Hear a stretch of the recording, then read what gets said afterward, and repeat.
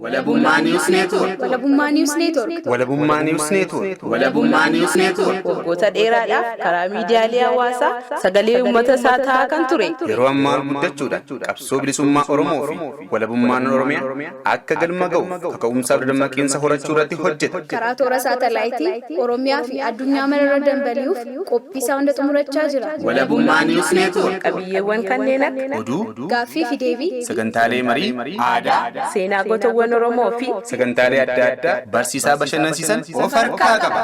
Walabummaa News Network. Miidiyaa walabaa fi loogirraa bilisa ta'e. jijjiirama hawaasaatti fufiinsa qabu dagaagsuuf Miidiyaa hundaa'e. Walabummaa News Network. Daawwattoota Walabummaa News Network kan daawwachaa jirtan qophii keenya haala yeroo fi seenaa gootota Oromooti. Qophii keenya har'aa keessattis keessummoota lama qabannee dhiyaannee jirra. Isaanis Obbo Abdaramaan Jibiroo South Africa irraa, Obbo Xahaa Abdallaa Faransaay irraati. Isaan kun qondaalota adda bilisummaa Oromoo fi gurmuu gameeyyii qabsaa'ota bilisummaa Oromooti. Baga nagaan dhuftan keessummoota keenya. Ashamaa jennee baga nagaan nu eedan isinis. Baga nagaan nu eedan. Tole sududumaan gara gaaffii keenyaatti seennaa, gara marii keenyaatti seennaa. Mootummaan PP Hayyuu Duree adda bilisummaa Oromoo Jaal Daawud Ibsaa dhinya kana halkan saaminsa mana isaanii irratti geggeessuun weerara irratti banee jira. Ergasii Jaal Daawud maal keessa jira? Waan quba qabdan qabdu? Mee Jaal Xahaa irraa jalqabna. Tole gammachiis galatoomii adda bilisummaa Oromoo rakkina amma na gaafatte kanarra deddeebi'ee ibsaa ture. Hayyuu Dureen eegaa guyyaa waardiyootaa fi ijoollee isa maddii jirtu jalaa guuranii hidhanii isallee mana keessatti hidhaa dhaabbataa naqaniis hanga ammaatti wanni kana ja'amee beekamu hin jiru. Jijjiiramee waan caasaanis haa ta'u akka odeessaatti wanni nama ga'e hin jiru. Irratti hammaate moo irraa jijjiirame moo wanni jiru haga ammaatti wanni qulqullaa'ee hin jiru kan Hayyuu Dureedha. Akka immoo sochii isaanii irraa argaa jirrutti daranumatti hammaachaadhaa deemuudha mul'ata malee wanni kana jennee walitti himuu dandeenyuu fi wanni jijjiirame tokkollee hin jiru hanga ammaatti hanga nan quba qabutti.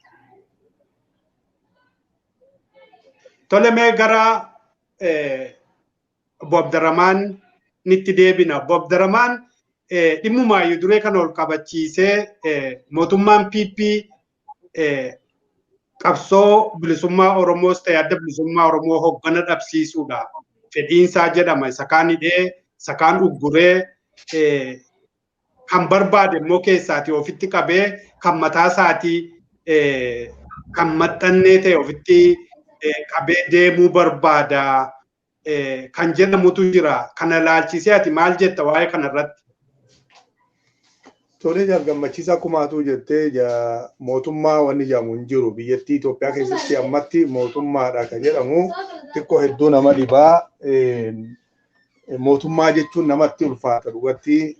Haa ta'uti wanni amma mootummaadha jennuun kun haalli isaanii haala hedduu ummata Oromoos ta'e sabab sablammoota biyya san keessa jirullee yaachisu keessaa tokkodha.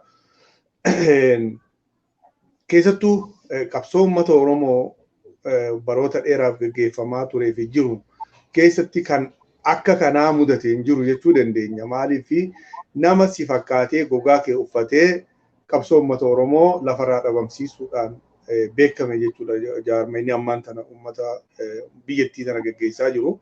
Kanaaf namoota ummataaf hin taane, kan biyyaaf hin taane, kan seenaaf hin taane ofitti qabanii seenaa qabsoo Oromoos ta'e, ummata Oromoos ta'e, lafa Oromootiif Oromiyaa balleessuudhaaf wanni isaan godhaa jiran warreen naggaadota garaa daldaltoota siyaasaa walitti qabuudhaan alatti namoota sirnaa kan isaan walitti qabanii ummata Oromootiif bu'aa buusan tokkollee hin jiru. Haga ammaatti kan argine ragaanis ijaan argaanis wanni kana caalu hin jiru kuni qabatamaan dhugumatti waan uummata Oromootiif bu'aa qabu tokkolleen kan hagammaatti mul'ate waan hin jirree fi warreen qabsoo kana keessatti qabsoo kanaaf kannanii qabsoo kana galmaan ga'uudhaaf qabsoo gaggeessaa jiran ofirraa faccisanii kaan hidhat deebisanii kaan immoo biyyaa balleessanii kaan akka inni sossoone godhanii naggaadee walitti qabatanii uummata qabsoo uummata Oromoo balleessuudhaa fi diiguu irra jiraachuun isaanii beekamaadha.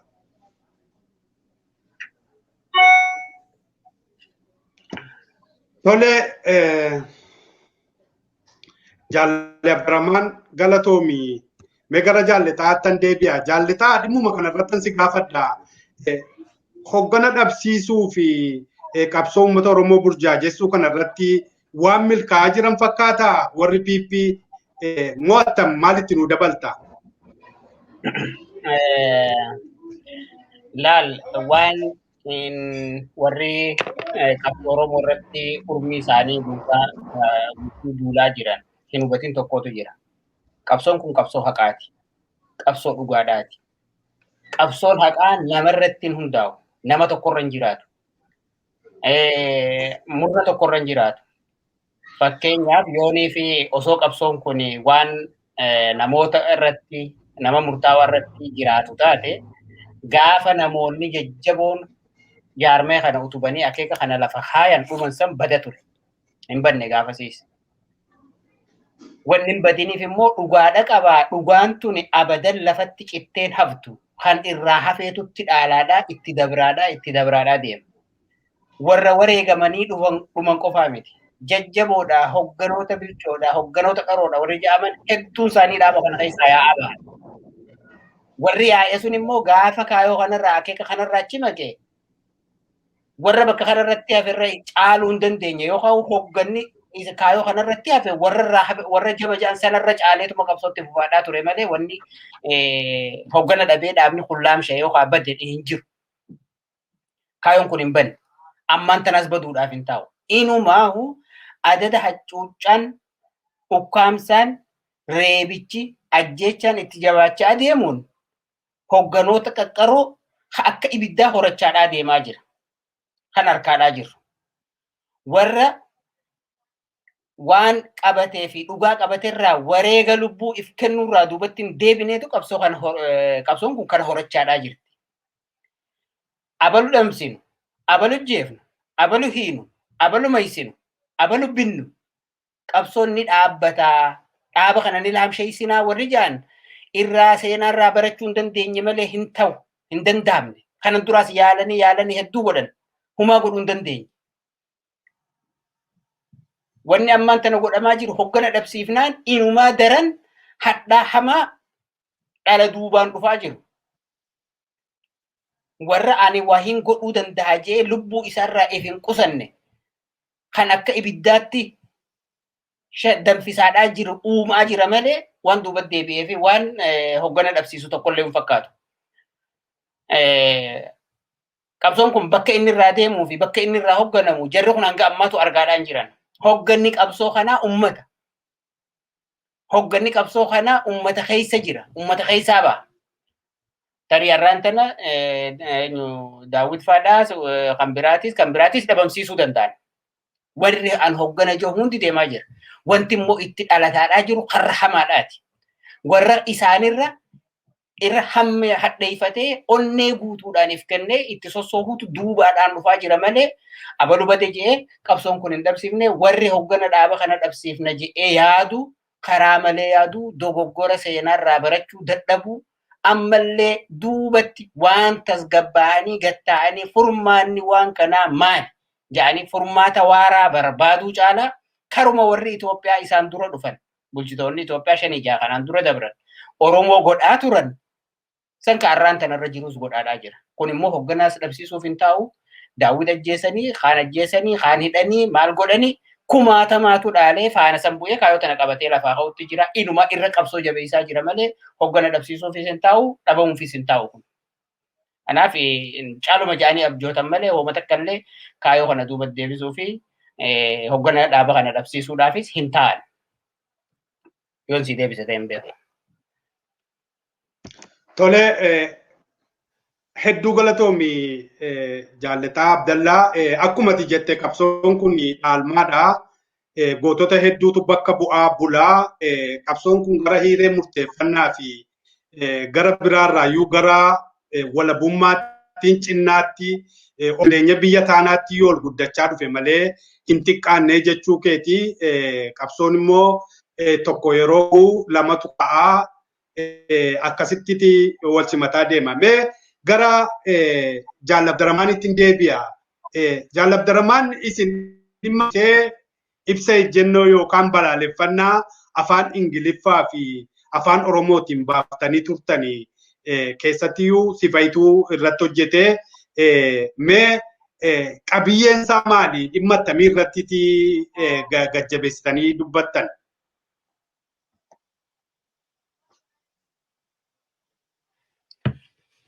Ammuut godhee ifmuut godhee jira. Mi'uut ta'ee jira.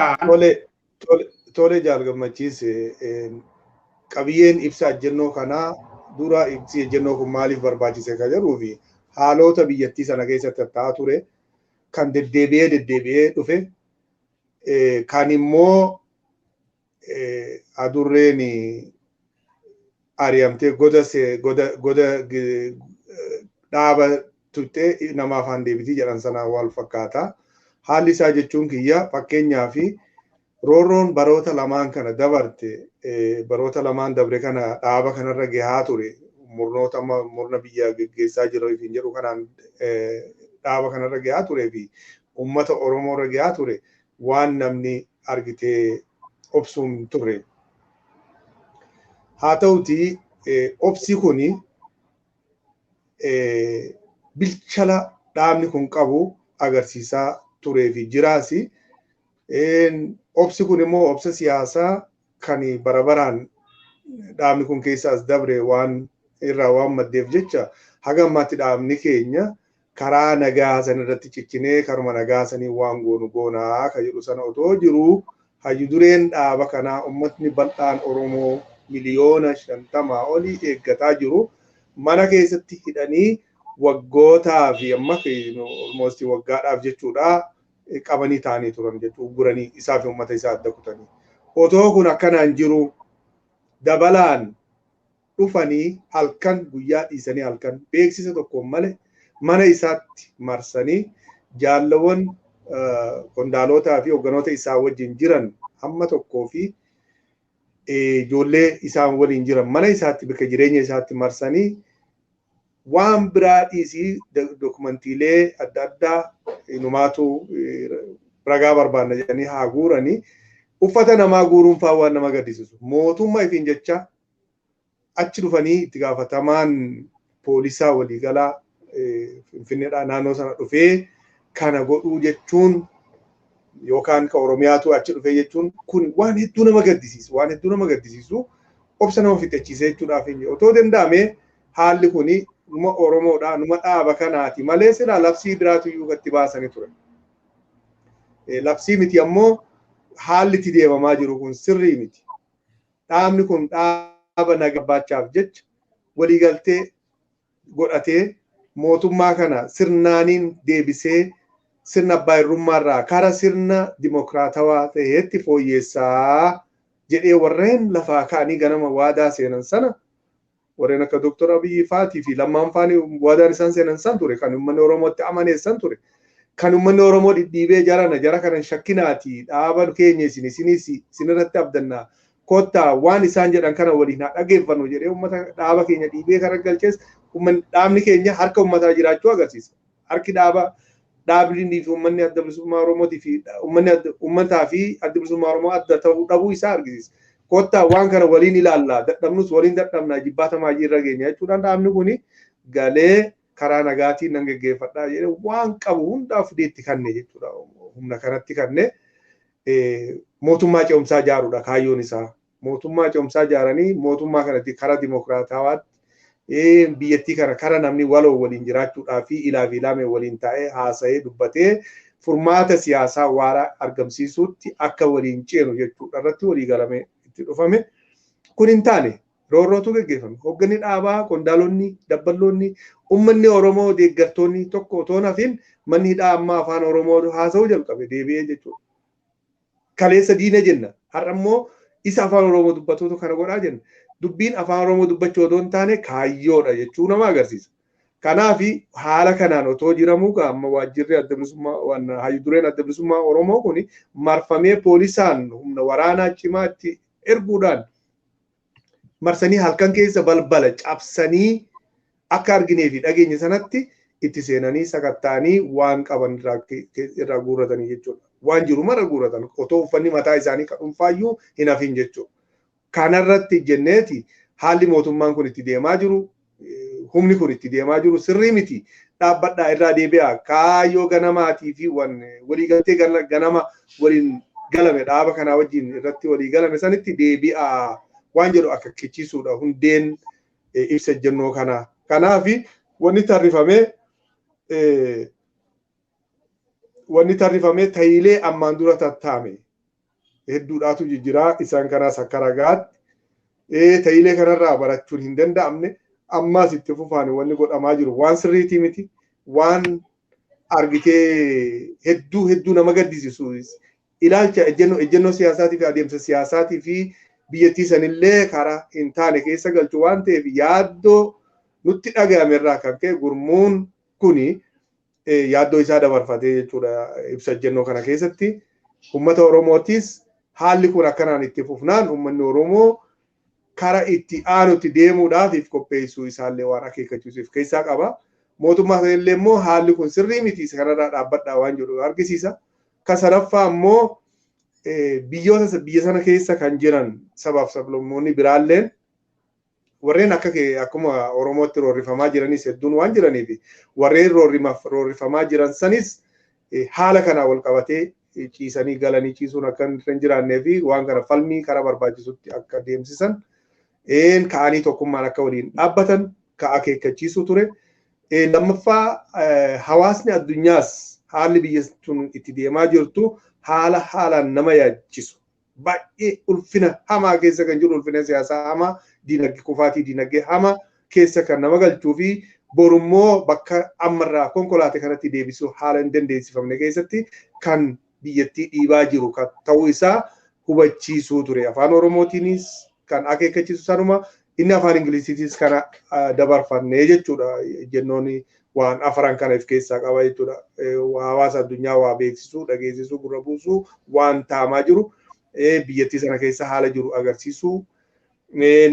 Uummata biyyattii sana keessa jiru immoo qabsoon Oromootii fi uummanni Oromootii fi addi bilisummaa Oromoolee diina sabaaf sablammii biyya sana keessa jiruutii miti firaa kaanii waliin dhaabbachuudhaa fi sabaaf sablammoonni biyya sana keessa jiru akka gamtaan dhaabbatanii mootummaa kana kan sirna ala deemaa jiru kana akka firaa dhaaban gochuu uummanni Oromoo immoo dhaamsi dabarfameefis kaanii dhaaba isaanii bira akka dhaabbatanii fi haala qabsoon kun itti asgee waan beekaniif uummanni Oromoo akka gaariitti waan hubatuu fi waan hubate kana akka gaariitti galmaan akka gahatu dammaqiinsa diimaadhaan akka bira dhaabbatee waan kana geggeessu kan akeekkachiisu jechuudha ibsichi. Hedduu galatoomi Jaalle Abdaramaan akkuma jette egaa ibsi kuni mootummaan kuni ergi gaafa karaa nagaadhaan biyya sana ceesifna jedhameeti hammeenyuma irraa jalaan biiroo cufuurra hogganoota hidhuurraan amma immoo biiroo hayyu duree mootummaa ta'anii halkan seenanii saamuudhaan gocha hamaa hojjechaa jira. Kanaaf mootummaan addunyaa kana callisee ilaaluu hin qabu. Uummanni Oromoos callisee ilaaluu hin qabu. Mootummaan kun immoo mootummaa ofiin jedhu malee waan inni hojjechaa jiru mootummaa isan fakkeessu ulaagaa mootummaa isan guutuu waan goolessituun hojjeta mootummaa ta'etu guyyaa deemuun irra jiru halkan deemeetu hojii goolessitummaa hojjetaa jechuu keessanii hedduu galatoomi. Megara Jaalle Xahaa Abdallaattan deebi'a. Jaalle Xahaa mootummaan kun dhiyeenya kana gaa mootummaa ofiin jedhaa adda bilisummaa Oromoo fi TPLF'n goolessituutti moggaasee jira. Amma gaafa teenyee ilaallu immoo halkan sa'aatii malee mana namaa seenanii saamuu, namoota hidhamanii manni murtii gadhiise balbala mana hidhaarra deemanii dhaabbatanii fuudhanii gara balleessuu, dargaggoota gari mana hidhaadhaa baasanii ajjeesuu, gari immoo uummata fuulduratti akka dargaggoo Wandimmuu sana uummata fuulduratti rashanuu waan akkasii gochaa jirra. Goolessituu jechuun maal jechuudha? Mootummaa kanatu goolessituudha moo warra inni himate warra akka waraana bilisummaa Oromoo faa yoo nama booji'an illee barsiisanii gadhiisanii wallaananii nyaachisanii obaasanii warra kanatu goolessituudha. Mee kana irratti maal nuun jetta? Baay'ee galatoome maal jaani dullaan ifumaa dhaheeti ifumaa iyyaa jaani goolessituu jecha jiru sanaan dura tokko yaala. Goolessuu jechuun amma afaan jeequu jechuudha. Sabatinsa dhoorkuu jechuudha. Nama haa ta'u, murnaa haa ta'u, garee haa ta'u, waan tokko sabata jeequudha. Eenyuutu jeeqaadha? Eenyuutu goolaa jira? Kaja'u sani itti dhufna. Fakkeenya 3-4 lafa wantuma 7-1 keessatti ta'e haafnee ilaaluu dandeenya. Wallaggatti dargaggeessa bara 18 ijoollee bara 8 irraa hanga jaarsa bara 80-90tti uleedhaan manaa yaasanii fuula duratti seeraan ala poolisni tokko yookaan hidhataan gandaa tokko kan maalummaa lubbuu namaatii fi heerummaan biyya saniitu akkamitti akka jawabu akkamitti akka hiikamu hin beekne rasaasa sammuu namaatti lakkaa'e. Isa sammuutti lakkaa'ee ajjeesuu qofaa miti haadha isa dhalte caccabsee isa bakkii ciibse. Goolessituun lakkoofsa duraa kanarra caalu jiru. Kasan biraa achi hoggee nama nagayaan fakkeenyaaf reefu jaal Daawud maqaa kaaf daawwitooniif itti bilbilanii dhimma badiidhaaf barbaadamta. Waajjira akkanaas akkanatti hoottu jedhanii nama ganama kophee kaayatee waajjira isaan itti yaaman dhaqee if gabaasu. Seera osoo qabaatanii. Halkan waraana fudhatanii akka nama duula bobbaheetti cabsanii hulaa namatti seenuu goolessuun goolessuun kanaa oli hin jiru. Achi bira kuttee nama seera jala jiru kan qabamee too'atamee galmaa'e waajjira poolisa tokkotti yookaan bakka sirnaa tokkotti galmaa'ee jiru gad baasanii ajjeesanii ribatti darbanii biraa deemurra goolessummaan hin jiru. Kana birachi kuttee nama seerri biyyattii mootummaa jechuun tokko qaamni tokko qaama seera eegu warra mana murtiidhaa jedhaniini daanyaan seera taa'ee ilaalee lakkii nama kana badiin abbaan alangaatti himate ragaa isa qulqulleessu hin arginani. Abbaa alangaa yoo qabaatte ragaa biraa fidadhu gaafa ragaa biraatiif odeeffannoo isaa qopheeffatte himachuu dandeessaa ati bahi bilisaanii jee nama manni murtiidhaa gadi dhiise. Karatti qabanii ukkaamsanii dhabamsiisuu ajjeesuu himata biraatiif itti bananii qopheessuu kana caalaa jeeqomsii yookaan teerar godhuun kanaa oliin jiru. Shoror keessummaan kanaa oliin jiru. Kan waan kana hunda godhaadhaa jiru caasaa mootummaa piippii gubbaarraa hanga jalaati. Kan gara faallaa saniitiin warra isaan jeeqaa jedhaniin kan TPLF waan nalaaluun qabu isa dhiise. Kan waan waraana bilisummaa Oromooti. Waraanni kun wantootaan asitti isaaniif tarrise kana qabamuun qabu ka jedhu laalla. Tokko waraanni kun uummata keessa jiraata, uummatarraa jiraata, uummataan jiraata, uummataafis jiraata. Qalbeeffadhu laalla. Waraanni kun uummata keessa jiraata, uummataan jiraata, uummatarraa jiraata, uummataafis jiraata. Waan kana hunda baadhatee teerar yoo uummata kana kan jeequ ta'e shoorar keessu ta'e jiraachuu hin danda'u. Kan isaan immoo baasaa bakka isaan jiran nutti himaa karaa isaan deeman nutti himaa bakka isaan bishaan irraa dhugan nutti himaa jedhanii namatti jeesan lakki ijoolleen kun foon kiyyaa dhiiga kiyyaa haqa kiyyaaf du'u jiranii hin kennu jee karra taa'utti jiru uummata Oromoodhaati. Isaanuu kana beekanii qurxummicha dadhabne bishaan qurxummicha keessa taa'u kana goysinaa jedhanii sadarkaa miidiyaa isaaniitiin ol bahanii qondaalonni gurguddaan paarlamaarra taa'anii itti lallaban irra jiran. So amma eenyu teerariidhaa ka jedhu sani bara dhugaan awwaalamtee cubbuun dhugaa fakkaattee ol kaatee deemtu keessa jirra malee ka teerar godhaadhaa jiru ka shoorarkummaa godhaa jiru kaleessallee godhaadhaa ture ifiifummoo kalee akka shoorarkeessummaa TPLF wajjin hojjetaa turan ragaa ifitti bahanii nuutu teerariidhaa nuutu teeraristiidhaa kan nama teessisee irraa ciru jedhanii ragaa fi bahaa turan san gochuma san irra deebi'aa jiran. So teeraristiin eenyu yoo jette warra afaan qawweetiin fedhii ummataatiin ala akkaan ansi bulchetti buli taati feetu takkalleen hin taatu karaan ansi oofu deemi akkaan ansi godhu tahi je'ee nama jeesaa dhiiga namaa halkanii guyyaa gannaqaa jirutu teeraristiidha. Teeraristiin isteet teeraristi kan warri jedhaniin mootummaa shoorarkeessaan mootummaa Abiyyi Ahmadiin hoogganamu kan akka sirna isaatti yoo ta'e. Maaliif kana godhanii inni kun maalitti oofaa ka jiru ilaaluun haffalliidha. Kokko warra isaan irraa baran warra isaan guddisee irraa baran kaleessaas teeraristiidhaa jedhaniiti isaanii fi TPLF irra fidanii nutti ida'an kana Oromoo ittiin kolaasaa, ittiin ajjeesaa, ittiin torchar godhaa, ittiin miila fi harka nama jiraa lubbuun taa'u har'a lubbuudhaan deemu taa'anii miila irraa muraa turan harka irraa ciraa turan. Ka hin dubbatin dhokatee hafe meeqaa ta'u. Ka akka kana caalaa hamaa godhanii dachitti gala kumaatama manni haala kaa'u. Har'a fidanii yoo kana godhan wanni isaan deemaniif wahuma takka waan biraa tokkollee hin qabu. Ijoollee san immoo warra teeraristii jedhan san dhaqanii teerar godhuu fi ajjeesuu fi isaan qabnee seera dhiyeessinaa no san hin jiru. Garuu maqaa kanaan beekaa Oromoo, qabaataa Oromoo, dammaqaa Oromoo warra ijaan achi ilaalee waan isaan shira isaan xaxaa jiran kana argu ittiin sakaaluu, ittiin hidhuu, ittiin dhabamsiisuu ulee godhatanii uummata Oromootiin jiilchuudhaaf isa kana tolfatan malee karaa kanatti kan inni hiikamu. Maaliif wanni isaan kana tolfataniif isa kana. Waraanni bilisummaa Oromoodhaan immoo uumama isaatiinuu takkaa teerar godhee hin beeku. Viidiyoo lamaatu gaafa torban kana sooshaal miidiyaa kanarra deemaa jira. Waraanni bilisummaa Oromoo waraana PP hoggaa qabe gatteessiseet eessaa dhufte? Maaliif as dhufte? Maanu barbaadda jedhee kaameeraa gubbaa kaa'ee odeeffata. Yoo uuma biraa takkallee yoo dhabe dhaabbatee odeeffata kaameeraa irraa dhaabee. Kan warra PPdha immoo harka isaanii bu'ee miti kan isaan jedhanii uummata nagayaa qaban akka isaan godhaadhaa jiran garaa uummata Oromoodhaatu harka. Dubbachuu dhorkanii akka bineensaatti.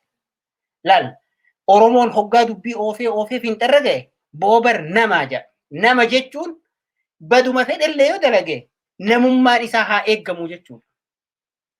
Namaa barjaan bakka hundatti Oromoon hundi aadaa hunda kana qaba. Yoo hanga fedhallee roorrifte boo namaa bar dhaabaarraa ja'an jechuudha. Namarraa dhaabbadhaa jechuun sun jara kana bira hin jirtu. Ajjeesu akka hin taanetti akka isa irratti dalagamuu miti. Isaan ka irratti dalagan san waan isaan dalagan san namni hoggaa harke qalbiin isaa jeeqamtu teerar taatutti warra dalagaa jiranidha. Bocha shoorarkummaadhaa kan raawwachaadhaa jiruu fi gaggeessaadhaa jiru. Mootummaa Abiyyi Ahmadiin durfamuudha malee waraanni bilisummaa Oromoo teerariidhaa miti teeraristiidhaas miti tahees hin beeku. Waraanni bilisummaa Oromoo uummata kanarraa dhalate uummata kanaan jiraata uummata kanaaf jiraata. Kanuma wanni isaa kabiraan jiru. Ka humnaan immoo qawweedhaan cabseen bulcha je'ee fedhii isaa uummata irra diriirsaadhaa jiruu fi uummata teerar godhaa jiru. Mootummaa kana wanti isaa bal'aadha. Teeraristiin maali ka jiru sadarkuma addunyaatti hiikkaan isaa eenyuutu teeraristii ka jiru gaafii hedduu kaasaadhaa jira. Yoon gabaabatti irraa si ibse kana fakkaata. TPLF wanni haara inni jiru yoo jiraate warra kalee isaan guddise. Ka isaan teeraristiidha jee isaanuma kana nutti bobbaasaadhaa ture naafisifaa reebsisaadhaa ture. Har'a nutti ida'uu qofaatu waan haara'e malee wanni haara inni keessa hin jiru. Gaa Oromoottiin kolaasuuf ittiin miidhuuf kana tolfatanii kajaa'uun natti mul'ata. Gaa wanti bal'aadha yoo si deebisu ta'e hin beeku. Hedduu galatoomii yaada bal'aa kaastee dhimmuma kana keessaa utuu hin baanne mee Xahaa Abdallaa ati naannoo Afrikaa jirta biyyi tokko akkuma jaallataan jedhe mana murtaa isaatii qabaa seera mataa isaatii qabaa. Mana murtii nama hidhame manni murtii baase mootummaan immoo qaama olaanaa irraa ergamne jedhee fuudhee buutee balleessee nama manni mana murtiitti utuu hin geessin deebisanii kan biraa immoo hidhanii utuu mana murtiitti hin geessin utuu himata illee sirriitti irratti hin baniin achi keessaa immoo fuudhanii dhaqanii ajjeesuu. Ergi akkas ta'eeti manni murtii kun maaf barbaachise? Maaliin abukaattoon maaf barbaachise? Mana murtii kana dhaabbachuun maaf barbaachise? Mana kana irratti maal nuun jettaa Xahaa Abdallaa? Jalqabmachiisi wanti jiru biyyoota seerri hin jirre keessatti biyyoota sirni abbaa irree dagaage keessatti waanuma amma Itoophiyaa keessatti taamaa jiru kanaatu taama biyyoota Afrikaa tokko tokko keessattis yoo ilaalle. Ammoo biyya sirni dimokiraasii sirni haqaa irratti dagaage keessatti dhugaa dubbachuuf namni tokko hidhamee sa'aa 24 otoo mana murtiitti hin dhiyaanne hin turu tokko kana. Sa'aa 24 keessa dhiyaachuun isarra jira jechuudha. Sanaa booda eega dhiyaatee mirgi isaaf eegama. Filmaata sadiitu isaa kennama. Tokko mataa keetiif ittisa mataa keetii gootee yaada waan si gaafatamu wanti yakka sirratti himamu himata sirratti baname kana ittisuu dandeessaa deebisuu dandeessaa jedhanii gaafatu. Lammaffaa yoo ifiif hin dandeenye fi hubannoo seeraa hin qabaanne mirga wanni ati qabdu mirga abukaattoo qabachuudha. Horii yoo qabaatte dandeettii keetiin mirga abukaattoo qabachuu qabda. Eega kana qabaattee booda immoo yoo kanallee horii hin qabaanne mootummaatu abukaattoo si dhaaba, mootummaatu si dhaabee mirga kee siif falmaa jechuudha. Namni kun nama bilisaa yeroo inni namarraa hin gahe hin jiru yookaan wanni inni balleesse hin jiru jedhee kan siif falmu qaama mootummaa keessa jechuun instituushinii mootummaan dhaabe kan mirga namaatiif dhaabbatu jira jechuudha haala kana. Kana jechuun maal jechuudha? Duraan dursee namni hoggaa qabame mirga kana qabdaa jedhamee itti himamaa jechuudha. Mirgoonni san himamuun mataan isaa jalqaba mirgi nama kanaa eeggamuu isaatiiti. Inni immoo manni murtii walaba godhee gadhiise deebifamee balbala duratti eegamee xalafamuu sani yookaan immoo butamee karaan beeyne galchuudhaa kuni mootummaa sirna abbaa irree dagaagfatee nama kana miidhuuf sirna addaa qabu jechuudha. Kana jechuun sirni haqammaadhaa kan manni murtiidhaa ittiin ijaarame suni fakkeessuuf malee hin jiru jechuudha. Yoo jiraates mirgi san hin kabajamne jechuudha. Mirgi abbicha butamuu kanaa miti mirgi mana murtii saniyyuu hin kabajamne jechuudha. Konstitushiina mootummaa tokko keessatti wanti jiru tokko haqummaadhaan wanti tokko geggeeffamuudhaa fi manni murtii jiraachuu.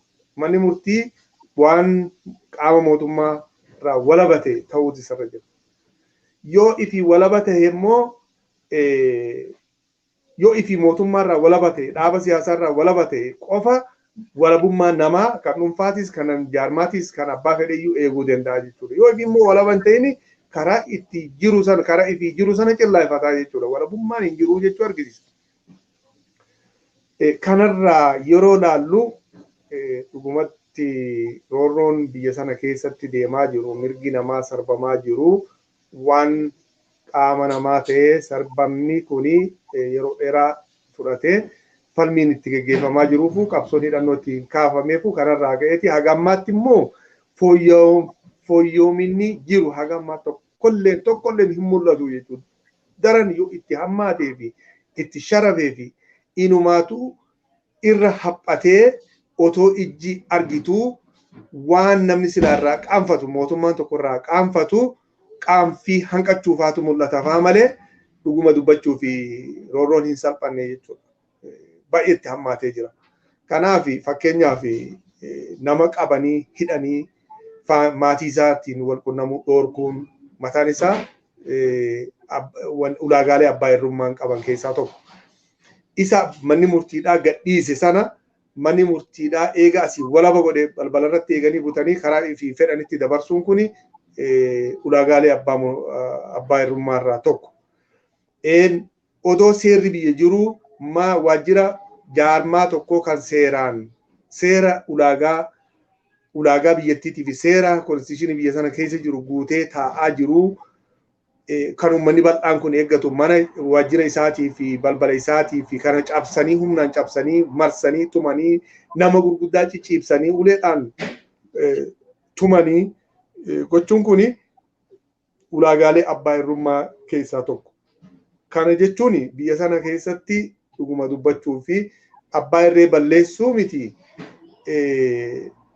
wanni daranutti hammaate jechuun dandeenya. Keessattuu mootummaan ammaan tana jiru kuni waan barate daranu dachaa godhee gadiin dhufaa jira malee waan mootummaa warreen TPLF barate hammeenyaan irraa barate sana ittiin daran itti hammeessee dachaa godhee gadiin dhufe malee wanni inni fooyyesse tokkolleen hin jiru jechuudha. Wanni inni fooyyesse hin jiru. Namoota sirna akkasiitiin deeman ammoo biyyi sana mootummaa qabdi jechuun isin dandeenye. Tokkoffaa mootummaa jechuun namatti ulfaata dhugaa dubbachuudhaaf. Tokkoffaa namni filate hin jiru. Hin filatamne jarri kuni. Filmaata tokko malee bikka sana dhufan. Filmaanni haa geggeeffamu. Mootummaan ce'umsaa haa ijaaramu jechuudhaatu ture malee san irratti waliigalteen dhaabota siyaasaatii fi argitee abdiin addunyaanii fi uummanni sabaaf sablammoonni biyya sanii irraa qaban sana ture malee deebi'anii asumaa fi asitti maqaa jijjiirratanii uffata jijjiirrachuu sanarratti furmaanni tokkolleen hin dhufu. Ni dhufaas jee namni wanni magaaqaama guddaa kanaaf ajjechaa fi hujii jilmaan ajjeesuudhaa lafa balleessuudhaa kana kan fideesi kararraa kaachuudha. Sirni abbaa hirrummaadhaa itti hammaachuu isaatiitu gadi dhufe jechuudha. So haala kanaan yoo ilaalle dhuguma dubbachuu fi sirni mootummaa tokkoo ittiin beekamu tokkollee hin calaqqisu. Kanaatu rakkoo jira. Rakkoon ammaan tana jirtu kana jechuudha. Kanaatu mul'ata.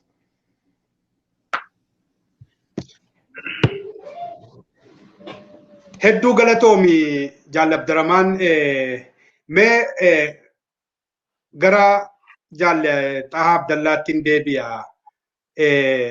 Weerarri amma Oromoo fi Oromummaa Oromiyaa irratti Amaara, Eertiraa, Tigree maaninni Eertiraadhaa fi PPdhaan Oromoo irratti deemsifamaa jiru kuni Oromoo dhabamsiisuuf waan milkaa'e fakkaataa, Tigraayinis dhabamsiisuu fi waan milkaa'e fakkaataa akkamitti ilaalta Jaal Xahaa Abdallaa?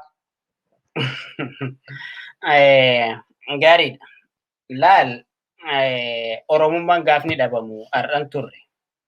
Bara dukkanaa kan namni ijaan waan Oromoodhaa kaasuu hin dandeenye. Warri Minilik qaroo silaa saba kana keessaa nuti abalu malee Itoophiyaa miti jedhee falmatu hunda dhabamsiisee cal godhe san dhabama ture.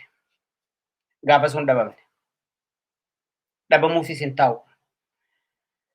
Amma wanni ammaan tanatti jiru. Abiyyi waan lafa kaayatee qaba. Namaatu yookaan Oromoodhaatu sobame didicha miidiyaadhaan hafarfamuun sobame malee namichi kun ijannaa isaa guyyaa dura masaraa san seenuudhaaf irbuu seene waan je'ee lafa kaayatee qaba. Itoophiyaa kabajaa isiin irra turtettiin deebisaa jee tokko. Kan lammataa ammuma ammallee jechoota tokko kan inni irra deebi'ee jiru na ajaa'ibsiisa hoggaa akkas jiru. Akka waan inni muree uummata miliyoona dila kanaaf murteessuutti Itoophiyaa ceesisuudhaaf gandarraa bahuu qabnaa jaa. Gandarraa bahuu jechuun sabummaarraa bahuu qabda, Oromummaarraa bahuu qabda, Somaalummaarraa bahuu qabda, Amaarummaarraa bahuu qabda, Tigrummaarraa bahuu qabdaa jechuudha. Itoophiyaan ceetutuun immoo guddinni Itoophiyaadhaa kun yoonii fi Oromummaa kiyya hamulqu taate Itoophiyaan sun funyaaniin nu haa baatu. Itoophiyaan Oromummaan keessatti hin jiraanne ani namummaa kiyyaan maalummaa kiyyaan ittiin kabajamne hallayya haadha itu duraahuu jechoota akkanaatu rakkoo kana fidi. Amma bakka marra jirru kanatti bakka namoota kumootaan lakkaa'an osoo hin ta'in miliyoonni 60tti uummanni dhihaatu Oromoon qofti jechuudha. Maalummaa isaatiif hiriira dhaabbatee wareega lubbuu kennaa jiru kanatti achittiin deebisa jechuun dukkanatti ija baasuudha. Dukkanatti ija baasuudha. abadan waan danda'amuu miti, waan ta'uusii miti. Kun immoo kan taane gooftoota isaa warra isaan guddiserraa silaa qalbii qabaatanii barachuutu irra danda'ama ture. Jecha tokkoon nama sobuu barbaade ani Oromoodhaa masaraa Minilik seenee Oromoon bakka silaa yaadu gahee jennoo Oromoodhaa namni tokko achi taa'ee miti. Sirnichi Oromoo irraa jijjiiramuudha kan barbaadamaadhaa ture. Rakkoon Oromummaadhaa fi Oromoo irratti deemaa jiru dhaabbachuudha kan barbaadamaadhaa ture. Oromoon haqa isaa irratti, lafa isaa irratti, qe'ee isaa irratti abbaa dhugaa ta'uudha kan barbaadamaadhaa ture. Bulchiinsaan sirni dimokiraasii kan bilisummaa kan walqixxummaadhaa tarrifamuudha kan barbaadamaadhaa ture. Hacuuccaa kanaan godhaa jechaadha ammoo wantoota bara 60-70 dalagamne sanitti achuma deebina. Wanni biraa tokkollee hin jiru. Takka jala muranii beekuun jara kanarraa murteessaadha. Haga gaafii Oromoodhaatiif haqa Oromoo qofaa miti beeka.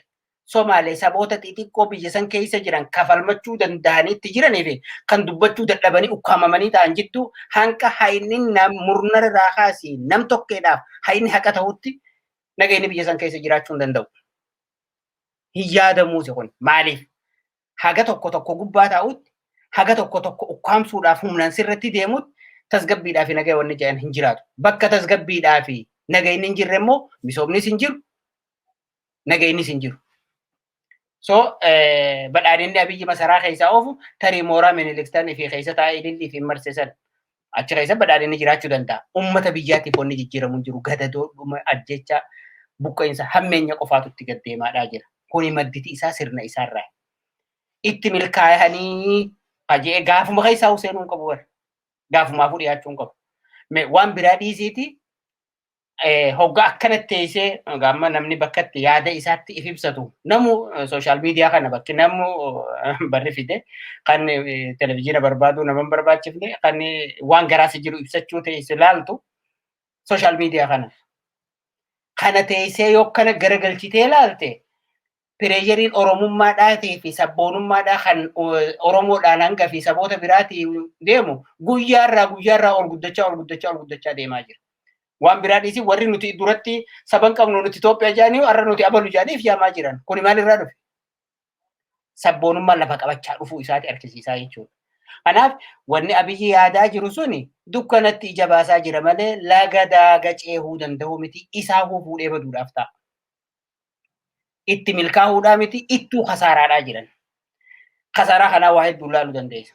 Laal bara nuti qabsoo Oromummaadhaa bilisummaadhaa jennee nuti qabsoo ofaadhaa turre warra akka Qimaantifaa, warra akka maali Agawfaa, warra akka Shinaanfaa, warra xixiqqoo hin jiran jarra kun hin dhagaaman.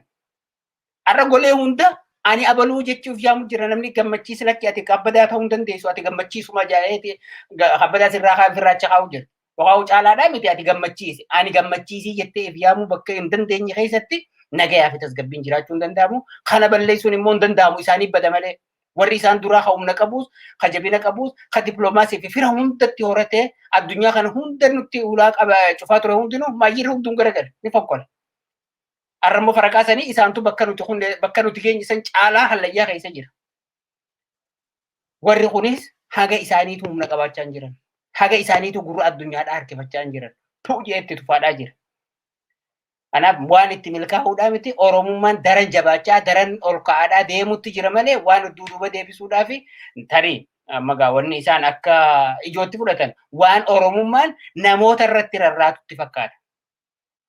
Namoota tokko kan ringoo isaanii keessa seenan kan manatti uguruun, kan ichitti hidhuun, kan mana hidhaatti gad guruun waan yaada Oromummaa uguran itti fakkaata. Adada qabeenyi laal warri hidhamu kun warri dammaqoon ummata kanaaf dubbatu ummata kanaaf waa himaadhaa ture ummata kana barsiisaa ture hoggaa hidhame inni hidhamuun kumaatama akka dhalchuu dammaqaan jiran kumaatama isaan ajjeesuun kumaatama akka bagarsuu harkaadhaan jiran liqinfamuudhaaf yeroon isaanii gabaabaadha itti dukkanaadhaa jira malee Oromummaa dhabamsiisuu fi gaddeebisuu fi maal godhuun abadan inuma hin danda'amu abadan inuma dhaabbachuudhaaf hin ta'u maaliif dhiigaatutti gannaqamaadhaa irra gahe kanaatu wal danfisaa dhufe. Biyya san keessa bararraan tana bakki hulaan gandi tokko nagaan cufatee nagaan bulu hin jiru.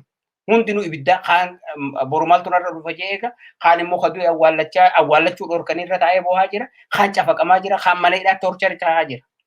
So kun mootummaa jechuun hin ta'u. Mootummaa irreedhaa mootummaa faashistii daangaa dabreedha. Mootummaa faashistiin immoo haga qawween isaa rasaasa fixattu qofa jiraata. Hangasumaan siin jaa. Hedduu galatoomi abbaa mirgaa akkuma ati jette egaa mootummaan PP Itoophiyaa ishee durii sanaa Itoophiyaa afaan tokko amantii tokko saba tokko cillaanfattee Amaara jala buluu barbaaddu akkuma durii sanatti immoo sameen dabuub misiraaq miiraab yookaan bahaa dhiya kaaba kibba jedhanii moggaasanii Oromoo fi sabaaf sablammiilee kana isaaniin balleessanii Itoophiyaa afaan Amaaraa dubbattuu fi bataskaanatti amantuu ijaaruu barbaadu sun immoo ta'uu ittumaayyuu dubbii hammeessa malee jettee hedduu galatoomi. Gara Jaalli Abdaramaan deebi'a. Jaalli Abdaramaan naannoo Afrikaa sana keessatti lolli gaafa ta'u waliif dirmachuun daboo yookaan guuza wal kadhachuun biyyootiin ni jira. Fakkeenyaaf gaafa Sudaaniin lolamaa turte marfamtee lolamaa turte Eertiraarraan Itoophiyaarraan warri Itoophiyaan lolu warri Eertiraarraan lolu Masiriirraan lolu Yugaandaarraan lolu Chaadirraan lolu daboo wal kadhachuun kun waanuma jiruudha. Amma kan PP yookaan immoo mootummaa Itoophiyaa gaafa laalaa jirru biyyoota ollaa daboo kadhatanii naannoolee ittiin rukutaa jiru biyya isaanii keessatti rukutaa jiru daboo alaa kadhatanii biyya biraa waraana biyya biraa fi biyya Eertiraa kadhatanii ittiin Tigraay fi Oromiyaa rukutaa jiru. Maali kun wanta akkasii mul'atee beekaa kanaan dura argitanii beektu seenaa irratti ati waan seenaa kanas ni beektaa seenaa irratti yookaanis immoo naannaa biyyattii sana keessatti alaati daboo kadhatanii biyya ofii rukutuun yookaan saba ofii rukutuun mul'atee beekamoo kan PP kun haaraa dhalaata maal nuun jettu? Jaal gammachiis wanni kun beektaa waan nama ajaa'ibsiisuu qofaa miti waan nama gaddisiisu faatu keessa jira. Warra safuu fixate gaangistara mootummaa jechi mootummaa jedhamu ittiin hin quudhamne yookaan ittiin yaamamuun hin barbaachifne jechuudha jarri kun kanaan si jaraan jedha malee ani mootummaa jechaan jiru jara kanaan agammaatti nan amansiisu mootummaan hin jiru wanni kun mootummaa miti gaangistara warreen abbootii irree hamaamoo akkasii kana abbootii irree uummatanii hiree argatanii fayyadamanii kaleessa abbootii garaa har'ammoo bakka sana jabeeffachuuf wanni isaan hin godhin hin turre har'as deebi'anii waanuma sana geggeeffatanii kanaan ani mootummaadha yeroo namni jedhu na ajaa'ibsiisa akka nama tokkootti haa ta'uuti ammoo dhugaatti nama if keessa deebi'ee if nyaatu ummata isaa nyaatu mootummoota hedduu arginee jirra ifi warra wal nyaatu ni dhageenya biyya sanii sana biyya keessatti fakkeenyaaf yoo olloota biyya keenyaaf fudhanne Soomaaliyaa fudhanne gandagandaan maaliif qoqqoodamanii civil war ajjechaa walirratti raawwatanii jiran. Inni kun immoo biyyoota ollaa gargaarsifatee hin beeku tokkollee gaafa isaan wal ajjeesuu jalqabanii tokkorra jabeessuudhaaf namni biraa tokko guruppii tokko gargaaru yookaan murna tokko gargaaru yookaan murna kan gargaaruudhaaf waa namni goggodhu jira ture. Malee namni akka isteetaatti akka mootummaa tokkootti bira dhaabbatee seenee ummata kutaa tokko yookaan ummata tokko murna tokko rukuchiisu takka argame hin beeku hin jiru dhugaa gammaatti waan argine dhageenye hin qabnu yoo jiraates ummata badaadha. Fakkeenyaaf konfliktiin akka ammaan tan Itoophiyaa keessatti deemu hedduutu jira. Warra Morookoo faatu jira. Warra akka keenyatti referendamiidhaan geggeessanii sirna argitee mootummaa isaanii naannoo isaanii saharaan bilisa ba'uu barbaadan. Warra akka wanni itti faatu jira. Warra akka Koduvaadhaa faatu jira. Warra isaanis kophatti muramanii yookaan ammoo sirna wanni kutaa isaanii addatti muramanii bilisa ba'anii biyya walabaa ta'anii jiraatanii warreen hafanii wajjin nagaan jiraachuu warra barbaadan. Warreen akka ammoo Naayijeeriyaa keessa yoo fudhannee jiru warreen akkanaa kun isaan kuni mootummaa lola dheeraadha lola dhedheeraa akkuma keenya lola dhedheeraa keessa turanii jiranii isaa gammaatti illee takka biyyoota alaatii gargaarsifatanii xayyaaraanis humna alaa guddaa yaammatanii itti galfatanii tumanii hin beekan hin argine. Ifii keessatti humna waraana ifii irratti bobbaasanii wanni godhaa jiru jechuun ni ajjeesuu, ni saamuu, ni dhiibuu, roorrifamni ni jira. Garuu akkanatti humna alaa ollaa isaatti jiga yookaan ammoo daboo waamsifatee ajjeesisiisu dhugaatti hin jiru hin argine, gammaatti hin argine. Amma Biafraa yoo fudhanne loltoota gurguddaadhaatu biyya Nigeeriyaa keessatti deemaa jira. Loltoonni gurguddaan deemaa jiran kuni isaanumaatu mootummaatu kutaa sana kutaa Biafraa jedhana kana lolaa jira. Jarrinis jabaatanii roorroo sana ofirraa dhorkanii biyya isaanii bilisa godhanii jiraachuu barbaadu. Akka biyya takkaatti naannoon isaanii naannoo qabeenya qabdu waan hunda qabdi. Keenya nuti maalii fi akka biyyaatti hin jiraanne jechuudha qaban mirga itti qaban. Warri amma fakkeenyaaf Morookoo warri Saharaanis waan akkasiiti. Garuu nama alaa gaffidatanii tumsiisanii hin dhageenye hin argine. Keessatti namoonni mootummaa siyaasaadhaan karaa diinagdeetiin gargaaranii haga tokko jajjabeessan jiraachuu danda'a. Garuu humna waraanaa galchanii alarraa humna waraanaatiin ajjeesisuun kun yeroo duraatiif Itoophiyaa irratti argame jechuu ni dandeenya. Kana jechuun maal argisiisa duuba? Humni kun mootummaa miti. Humna murnuma argitee gaangistara humna gartee shiftaa isaan jedhan sana terroristii birayyuu hin gaane akka terroristiitu iyyuu miti humna sirna dhableedha jechuudha ittiin ilaalan kan. Hedduu galatoomi Jaalala Abdaramaan gara xumuraatti dhufaa jirra gaaffii tokko waan isin gaafadhaa. Mee Jaalala Abdallaattiin deebi'a. Jaalala Abdallaa yeroo ammaa Oromiyaa, Oromummaa fi Oromoo irratti duulamee jiru. Akkuma amma dubbanne kana ollaadhaas kadhatamee warri biyya keessaas warri dhaabbataanis fanii Oromoo irratti duulanii Oromoo dhabamsiisaa jiran kanatti jabinnii fi ijaaramni tokkummaan Oromoo biyya ambaa kun yookaan jaarmiyaalee garaagaraa biyya alaa jiran kun kan Oromoo humnoomanii tokkoomanii waraana isaanii cimsanii mootummaa kana yookaan immoo murna dura dhaabbachuu irratti akkam jabinni maaltu jira maaltu hojjetamaa jira? Baay'ee fayyaa ta'e laal gaafa roorroon affalliidhaa yookaan sadoo keessa jirtu nama waan harkee walitti dadarbachaa wal diddiibaadhaa ture. Amma wooma lamaatu jira. Hawaasa Oromoo biyya keessaa fi alaas wooma lama qofaatu jira. Oromoon ifii isaatii walafaan deebi'ee wal qolachuu, wal qolochaa ooluu, waa walitti dadarbachaa ooluurraa ummata waan ta'eef dhibbaa dhibbatti ta'uu hin danda'u. Ummata waan ta'eef jechuudha. Heddumina keessa jallaan jira. Horii hedduu keessa qabeellaan hin dhabamu akkuma jedhan sana. Malee irra caalatti maajoritii isaa yoo fuute ummanni Oromoodhaa irra ka keessaatis ka alaatis ilaalcha tokko qaba. Maal jechuudha? Wanti mootummaa kanarraa baallama seenamaadhaa ture. Kumaatamaatu ture. Ilmaan abbaa gadaas jedhanii ani keessanis jee keenyummaan sun immoo hojiidhaan hoggaa laallu diina keenya ta'uu argaadhaa dhufne. Wantoonni guyyaa guyyaadhaan Oromoo irratti dalagamaadhaa jiru kan afaaniin sobamaa ture hoggaa wal bira madaaltu duwwaadha. Inni kun immoo aarii quurrama hamaa Oromoo keessatti gad fageessaadhaa jira. Bira kutee qaroo isaa, ija isaa, dammaqoota isaa kaan hidhatti, kaan ajjechatti, kaan dhabamsiisuun daranuu uummata kana akka inni hulaa tokkotti walitti deebi'u godhaadhaa jira. Godhee santu mul'achaadhaa jira. Wantoota tatta'an hedduudhaatu jira. Wannoonni tatta'an kun immoo kan Oromoo laaffisanii fi Oromoo qoqqoodanii fi facaasan osoo hin ta'in kan Oromoo aariidhaan humna tokkotti itichan tahaadhaati as bahaadhaa jira. Kan ammoo hojiidhaan argaa jira. Laal biyya keessatti achi yoo deebite bara wayyaaneedhaa hulaan biraa akka biraa waan dhabaniif ol ba'anii wanta feete haa dhuftu jedhanii halka wal qaxxaamursanii asfaaltii irratti dhufaasa eegalan.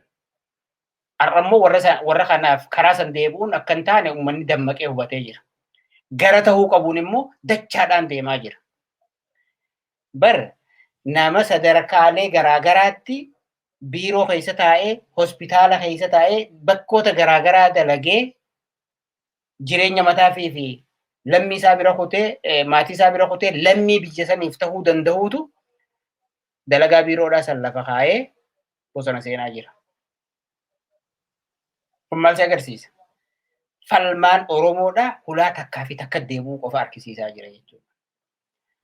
Kan warra diyaasooraa yookaan ala jiranis ka biyya keessa jiranis ilaalchuma kanaatu mahiraadhaa jira. Guyyaarraa ol ka'aa guddachaa deemuutti jira. Abdiin hegeree fuula duraa maal akka ta'u kanaatu arga. Kanaatu immoo jaraa sirrii bakutee jiilchinee sodaachifnee jira. Uummata jechuun abadan inuma hin danda'amu. Waa lama yaadinaa jara kanaan namni osoo qalbii qabaatanii waa lama yaaduun isaan irra ture. Tokko addunyaa kanarratti mootummaan uummata injifatee moohee hin jiru. Abbootiin irree gaafa uummata wajjin waliin bu'e maayyiin isaa qufaatiidha. Walirra akka jabina isaatii fi humna isaatiin yookaan dammaqina uummata saniitiin bara 10 bara 5 bara 2 hangas ta'uu danda'a. Garuu mootummaan uummata lolee uummata injifatee hin jiru. Hundi warri abbaa irreedhaa gaafa uummatatti bu'an maayyiin isaanii qufaatiidha du'a. Uummata moohuun hin danda'amu. Yaada uummataa ukkaamsitee yeroodhaaf tursiisuu dandeessa malee abadan mootee haga maayyii turuun hin dandeessu. Wanni ammaan tana Oromoo irratti tahaa jiru sun isa kana argisiisaadhaa jira. Uummata ammaas jiilchitee bakka itti galchitu hin qabdu. Reefu waasiitu quyyaale gaafa bara Tigreen bulchitu san akka ta'u dhabee hoggaaniif gamanaan deeme uummanni waan filate osoo beeku 99 feestuqaa sagaliin mo'adhe jee inni filabsu kana booda wanni nuwaaf maaltu jira kajeetti murtii irra ga'e uummanni. Ammas fuula sanitti deemaa jira. Har'a mootarii karaa irra bahuu dhiisuu mala carraan biraa jira ree irraan akkasii miti. Carraa biraa qaba.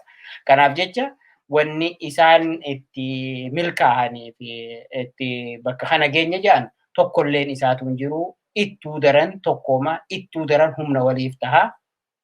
Ittuu daran eessaan wal barbaanna jee namoota sababoota garaagaraatiin waliin dubbisaa hin turi walirraa qorrifachaa tureetu har'a eessa wal barbaadna Oromummaa akkamitti ittifna waliin jechaa jira.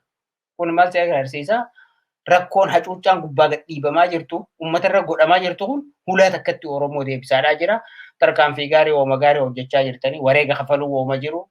Tarii akkuma deengadda kichuu lafaa fuudhanii uummata duratti ajjeesan waan akkasii hedduu jumlaanis godhuufaaf taa'u godhaas jiranii qaroo harkaa qabanii fi warra hogganoota uummataa kan harka isaanii jira fixuu urmii dheeraa hidhuu dadhabsiisuu torchar godhuu danda'u qabsoo uummataa garuu abadan ukkaamsanii taa'uun hin danda'anii wanti godhamaadhaa jiru kan Oromoo walitti tokkoomsaatii fi walitti harkisaadhaa jiru. Haa ta'uu haga ammaatti gaallee ta'uu baatu wanni mul'achaadhaa jiru abdii namatti horaa jechuuf hin sii kaasee fayyaa ta'e. Tole hedduu galatoomii jaalabbaa mirgaa xumura irratti dhufneerraa mee ati kanatti jettu duulli godhamaa jiru duula murna tokko irratti miti dhaabaka tokko irratti miti duula Oromoo Oromiyaa fi Oromummaa irratti godhamaa jiru waan ta'eef Oromoon ol ta'aa jira Oromoon olitti dhufaa jira dhabamuu jala obbaasaa jira jechaa jirta. Sirriidha dhugaadha jabinni ni jira dhimma kana laalchisee akkuma jette haala kana fooyya'insi ni jira. Mee gara jaalle Abdaramaanitti deebi'a dhimmuma kana irratti jaalle Abdaramaan warri qabsoo Oromoo fi Oromummaa jala gugatee warra Itoophiyaa durii deebisanii ijaaruudhaa fi tattaafatan kana utubuuf yaalan immoo jiru gorsaa jiran immoo jiru maqaa Oromoo kana jala da'atanii waan hamaa akkasii hojjechaa jiran hin jiru. Isaan kana attam gochuu ta'a Oromoon akkamitti ilaala. Tokko kun lammaffaa immoo kanatti dabaltee kanatti naa deebiftu filmaata piippiin ofiisaa dorgomuuf gochaa jiru kana yeroo 3 darbe. Amma akka dhageenyutti miidiyaa Riiser Mararaa Guddinaas damee dantaa alaa Ameerikaa ta'uun beekuu ergamaa addaatii fi uummatumtii filmaata kana irratti hirmaatu dhibba keessaa 50 jira. Yoo malee immoo dhaaboti bebbeekamoon akka Kaafaa'oo Aabaa'oo fa'aa filmaata kanarra hin jiranii warri Oromoo bu'an uummata Oromoo bakka bu'anii filmaati kunis filmaata waaraa miti filmaata nagaa miti piippiin ofuma isaa dorgomee ofuma isaatii akkuma abbootii isaatii warra wayyaanee akkuma amma jaalle ta'an jedhe dhibba keessaa 95 mo'achuuf deemaa kan jedhu kanarratti nu dabalii achumaan dhaamsa kennuudha ammaddu galatoomi. Galatoomii jaal gammachiisu amma kaatii kaaftee mee kanuma xumura irratti maqaa dhoofte kan filmaataa kanaanis haa laallu kaan immoo warri mootummaa Itoophiyaa jabeessanii mootummaa Itoophiyaa durii takka taate sana jajjabeessuudhaaf gugatanii hedduutu jira ka jedhu sana irratti deebina. Dhugaa dubbachuudhaaf waan filmaataa yoo gaafne filmaata dura waan baay'ee piroosesii yookaan ammoo ulaagaalee hedduutu jira kan sila galuu qaban. Ulaagaalee kun tokkolleen gaafa mootummaa kananiin jijjiiraa jedhee murni kun lafaa ka'ee qabsoo uummata Oromoo balbala jala dabarserraa kaasee wal amantaan walii wajjin hojjechuun dhugaa irratti waliin hojjechuun biyya kana ni ceesifnaa ka jedhu sana mee akka abbaa gadaati ilmaan abbaa gadaati ijoollee masaraa seente kun ijoollee keenya abbaa gadaatu masaraa seenee ijoollee ilmaan abbaa gadaatu masaraa seenee kun haafuuti akkuma biyyattuu biyya tasgabbeessanii waliigaltee siyaasaatii fi araarama siyaasaa kan yeroo dheeraa waldhabbii qurrama hamaamaa ajjecha dhiiga lafee cabxe wal jidduutti dabarsee ture sana fooyyessuudhaa fi wanta godhamuutu ture. Dura koree araaraatii fi tasgabbii uumuutu ture. Araaraa fi tasgabbii kana uumuun hin danda'amne. Jarri hubataniituma maqaa Ihaadig sanarraa jijjiirrachuudhaa fi pippitti if jijjiiruudhaafiyyuu egaa maqaa lama sadi jijjiirrataniitu kammaarra jiran kana pippi kanaan if gahan.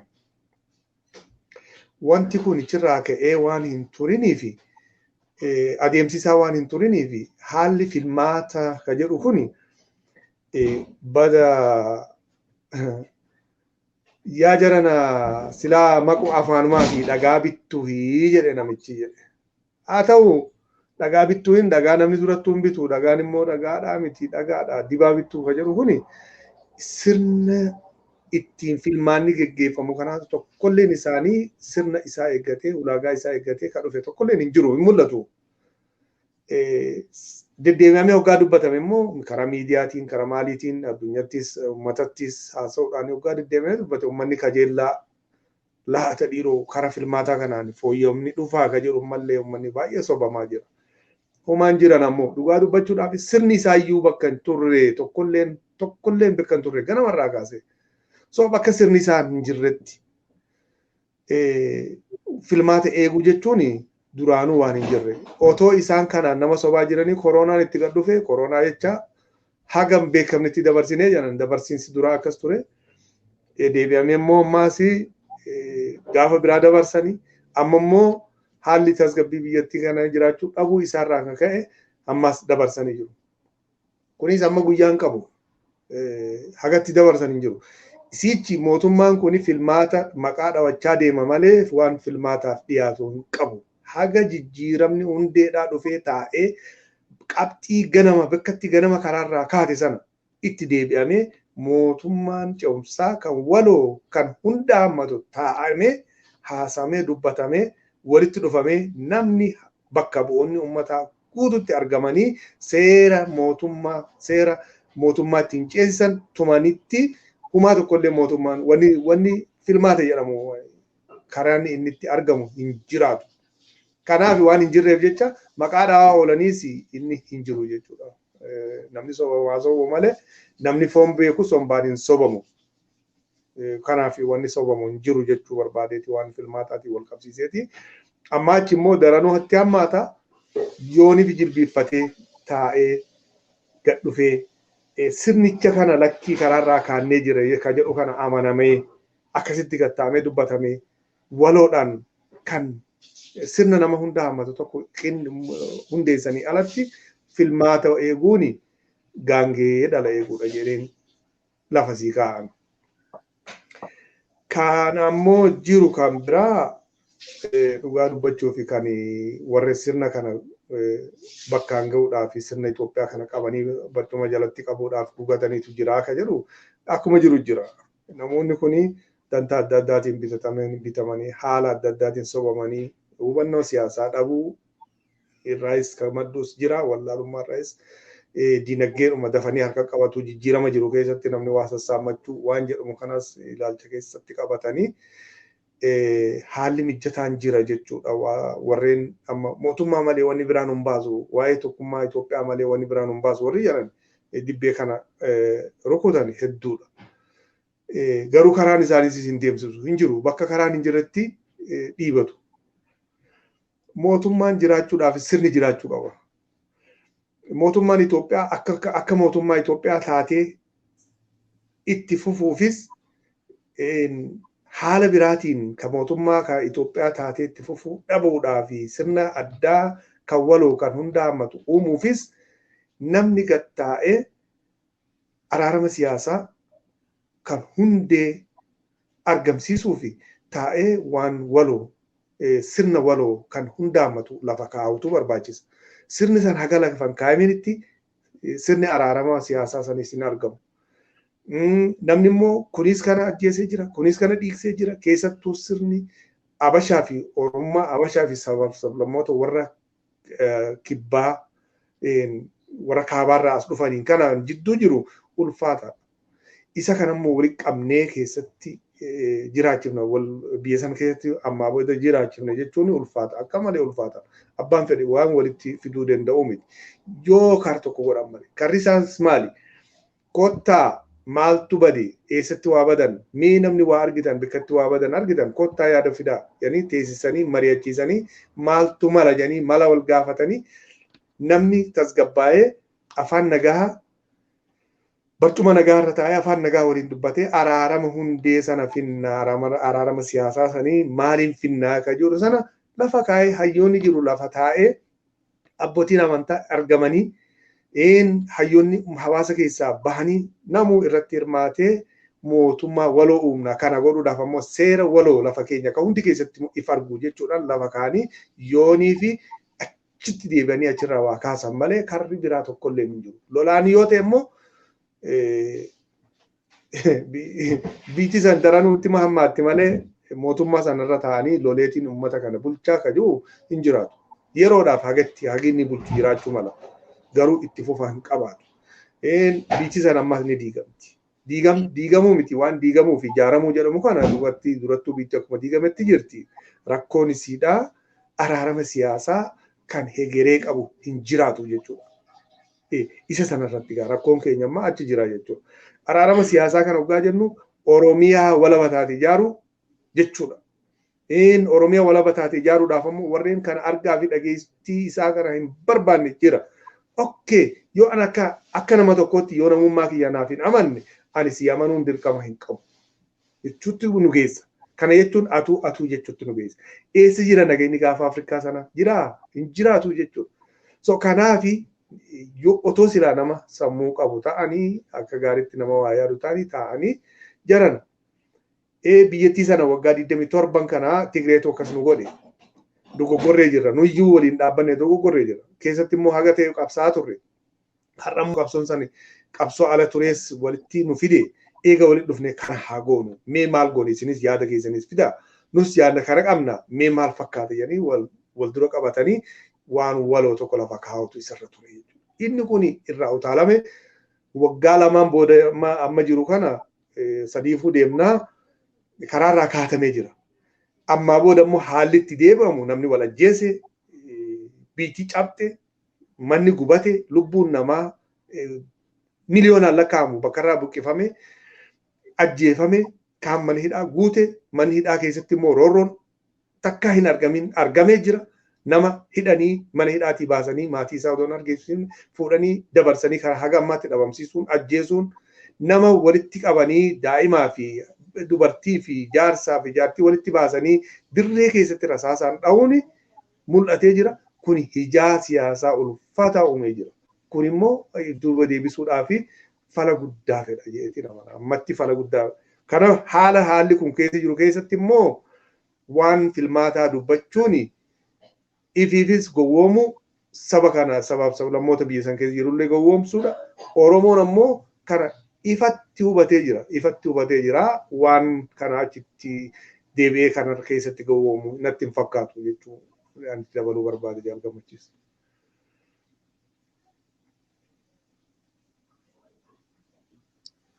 Firraa kaasi muutirra jirta. Hedduu galatoomi gara xumuraarra geenye ragaa akkuma biyya tokko keessatti nagaa waaraa buusuudhaaf taanii waliin mari'achuu barbaachisa. Taanii waliin mari'achuun immoo namuu ga'ee mataa isaatii argatee walqixxummaadhaan nagaa waaraa bu'uu danda'a. Sirni Habashaa yeroo hedduu galma Minilik keessa kan socho'u sirna Habashaati waan ta'eef sirni Habashaa immoo olaantummaa malee walqixxummaan beeku. Haga olaantummaan jirutti immoo nagaan hin jiru. Haga walqixxummaan hin jirretti nagaan hin jiru.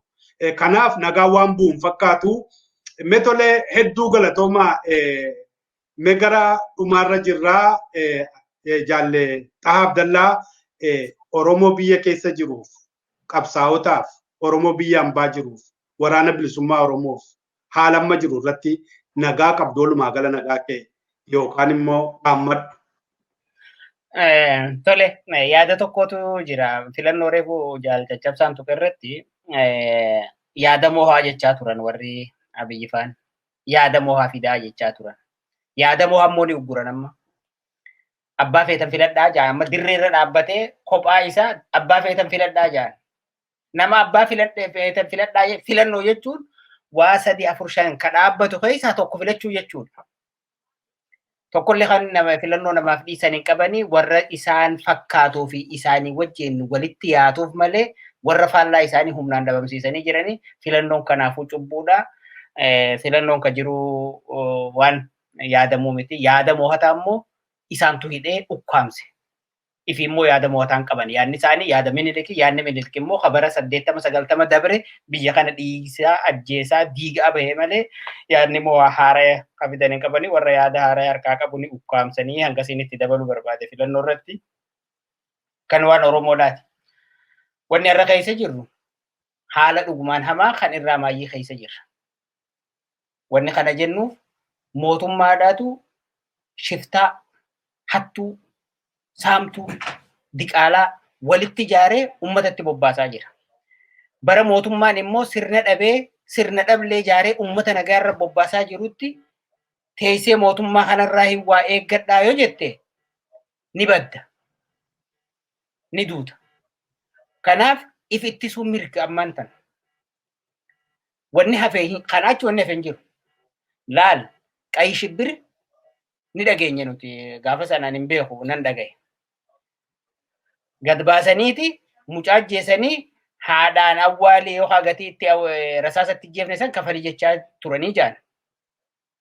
Qayi shibbir santu ammaan tana deebi'ee dambiloolotti eegalan. Haadha dhalte duratti ilma bara 18 mucaan kun bara 18 gana ammaan tana dhalate. Hummaa bakka waan ta'eef uummata akka illee hin qabu. Tarii yoo qabanii guddisan yoo badiillee qabaate badii sanirraa barate boru haadhaa fi abbaa isaa bira dabree biyya kanaaf ilmoo ta'uu dandeessu. Maalummaa isaa kan isaan fuudhanii qaccaleetti ajjeesan. Kanaaf wanni ammaan tana deemutti jiru rakkoo dhugumaan hamaadha. Kan daangaa dabreetu deemutti jira. Oromoon immoo kana calje'ee taa'ee ilaaluu hin qabu. If ittisuu danda'uutu isarra jiraata. If ittisuu danda'uutu irra jiraata. If ittisuudhaaf immoo furmaanni inni qabu tokkoo fi tokko qofa. Tokkoo fi tokko qofa. Nama humnaan isatti deemu nagaa wanni irraa eegu hin jiru. Kadhaanis wanni irraa eegamu hin jiru. Warra safuu beekuu fi nagaa beeku nagaa warraa eegan. Warri kun safuun beekan. Maaliif waan reefu jeetu jira. Hattuu. Gaaddisaraan wal ga'e bakka kanatti. Hunda isii takka takkatti bakka isiin irraa kaatee fi bakka irraa deemte gubbaa irraa kaasee hanga jalatti yoo deemte hundi isiitu waan wal fakkaatu waan makaadha. Kanarraa immoo waan sirnaa eeguun nama dhibaa Oromoon bakka jiru dammaqee qophaa'ee kan kanarra hamaadhaa osoo hin dhufne if ittisuu ijaaree wal ijaaree if ittisuu qabaa kaja'uun daammadhaa fayyaataa carraa kana nuu kennitanii yaada keenya Oromoon keenya nu godhuu keessaniif jalgamachiisii fi waa'ee lakkeetii hedduu galatooma fidadhe. Xahaa Abdallaa itti fufii atis dhaammadhu. Tole jalgamachiisee dhuguma dubbachuu fi carraan kun carraa bareedaadha. Carraa kana qindeessitanii yeroo kana akkasitti yaada keenya baanu gochuudhaa fi qindoominni isin gootan hedduu bareedaadha. Ulfaadhaa galatoomaa bilisummaa rabbi isin argisiisuun isin jedha. dhugaa dubbachuu fi waama gabaabaan itti dabalan waan Oromooti ilaalchiseeti. Tokkoffaa Oromoon yeroon kun yeroo akka Oromootti addaan yaada keenya faffacaafnee diinagdee keenya faffacaafnee yookaan kun nallaalu jennee bira teenyuu miti. Yeroon kun yeroo ulfaataadha. Waan qabnuu fi beekumsa qabnuu fi humna namaa qabnullee qabeenya qabnullee itti walitti finnee tokkoomnee tokkummaadhaan qabsoo keenya darbinee galmaan geenyu irra jira. Kanaaf hamma dandeenyetti keessaaf alaanis qabsoo keenya bira akka dhaabbannu asumaan maqaa gurmuu miseensota gameeyyii adda bilisummaa Oromootiin qabsoo bilisummaa Oromootiin dabarsuun barbaada. Kaan immoo wanti jiru wanni mootummaa kanarraa abdatan inumaatu jecha mootummaa jedhu quudhuunis barbaachisu tokkolleen hin jiru. Biyyattiin haala hamaa keessa jirti, gaaga'ama ulfaataa keessa jirti. Kanaa achi immoo wanni eegu hin jiru Oromoon namni inni irraa waa eeggatus hin jiru. Yoo ta'e harkuma ifiirraa, humnuma ifiirraa, qabeenyuma ifii qaburraa waa eeggatus irra jira. Kanammoo kan godhaa jiru qabsoo bilisummaa Oromoo kan gaggeessee hagammaatti sadarkaa kanaan ga'e bilisummaa Oromoo jira. Adda bilisummaa Oromoo bira karaa hundaanuu dhaabbatanii qabsoo kana akka galmaan gahan yaamicha uummata Oromootiif guututti diriirsuun barbaachisaadha. Kanumaan dabarfachuu barbaada. Haalli amma keessa jiru haala addaan nu qoqqooduu miti haala tokkummaadhaan wal bira dhaabbachuu barbaachisu. Naannoo Wallaggaatti wanni ta'aa jiru, Wallotti kan ta'aa jiru, Shawaatti kan ta'aa jiru, Gujiif Boorana keessatti kan ta'aa jiru, Hararii fi Baalee keessatti kan ta'aa jiru. Eessattuu Jimma keessatti kan ta'aa jiru. Oromoon kutaan salgan tokkolleen kan nagaa qabu tokko hin jiru, tokkoon isaan jiru. Kana otoo beeknuu cal jennee laallee kuni Wallagga keessatti mi'aayyee keenya kun xiqqoorra wayyaadhaa fooyyee qaba. Wanni jiru tokkolleen hin jiru bakka jiru Oromoon keessaanis alaanis ka'ee beekaanis wallaalaanis qabaataaf dhabaanis tokkoome yaada kanarratti waliin tokkoomne qabsoo itti haafufnu yaada jedhuun dabarfachuu barbaada. Jaal gammachiisu ulfaadhaa. Jaal Xahaa hedduu ulfaadhootis walumaan dhugaa hedduun nagaa isin fuudhaa baga jiraattan baga jirtanitti. Hedduu galatoomaa daawwattoota Walabummaa News Network kan daawwachaa turtan marii keenya haala yeroof seenaa gootota Oromooti. Kan waliin mari'achaa turre qondaalota adda bilisummaa Oromoo Jaalli Xahaa Abdallaa Faransaay irraa, Jaalli Abdaramaan Jibiroo South Africa irraa, kan mari'achiisaa ture immoo ana gammachiisnaadoo Siwiidin irraati. Akkasumas gurmuu gameeyyii qabsaa'ota bilisummaa Oromoo fi qondaalota Oromoo, qondaalota adda bilisummaa Oromoo kanaa wajjin marii goonetti akka bohaartan abdii godhachaa har'aaf sagantaa keenya asuma irratti xumurannaa. Kan nu daawwachaa turtanis galanni keessan bilisummaa haa ta'u. Keessummoota keenya yeroo keessan qaalii fudhatanii dhuftanii nu wajjiniin akkasitti mari'achuu keessanii fi hedduu ulfaadhaa galatoomaan isiniin jedha. Galatoomaa isiniin. Galanni keenya bareedaatis galatoomaa ulfaadhaa. Tole yeroo gaarii qabaadhaa. Yeroo gaarii qabaadhaa hundinuu nagaatti. Walabummaa News Network. Walabummaa News Network. Walabummaa News Network. Walabummaa News Network. Waggoota dheeraadhaaf karaa miidiyaalee hawaasaa sagalee uummata isaa ta'aa kan ture. Yeroo ammaa guddachuudhaan qabsoo bilisummaa Oromoo fi walabummaan Oromiyaa akka galma ga'u kaka'umsaa fi dammaqinsa horachuu irratti hojjeta. Karaa toora saatalaayitii Oromiyaa fi addunyaa mararra dambali'uuf qophii isaa hunda xumurachaa jira. Walabummaa News Network. Qabiyyeewwan kanneen akka Oduu, Gaaffii fi deebii, sagantaalee marii, aadaa, seenaa gootawwan Oromoo fi sagantaalee adda addaa barsiisaa bashannansiisan of harkaa qaba. Walabummaa News Network. Miidiyaa walabaa fi loogirraa bilisa ta'e. jijjiirama hawaasaatti fufiinsa qabu dagaagsuuf Miidiyaa hundaa'e. Walabummaa News Network.